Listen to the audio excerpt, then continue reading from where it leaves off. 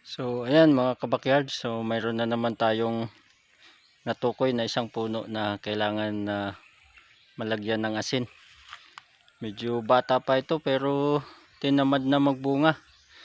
Ito minsan napansin ko yung mga madalas pagkunan ng buko, yan yung madalas tamarin sa pagbubunga. So ayan, gagawin natin, lalagyan natin ng asin as fertilizer. So ayan, prepare ko na. So humukay na ako ng sa puno niya, no, palibot. At yan ang lalagyan natin ng asin.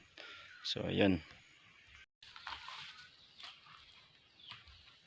Ayan mga kabakyard, babasain natin yung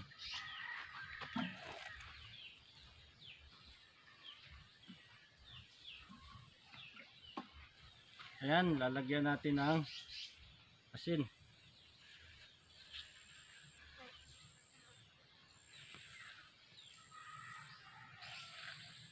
Mga kabakyard, at kung kailan natin pwede lagyan ng ating nyug ng asin, mga every 4 months pwede natin gawin, or semestral, every 6 months.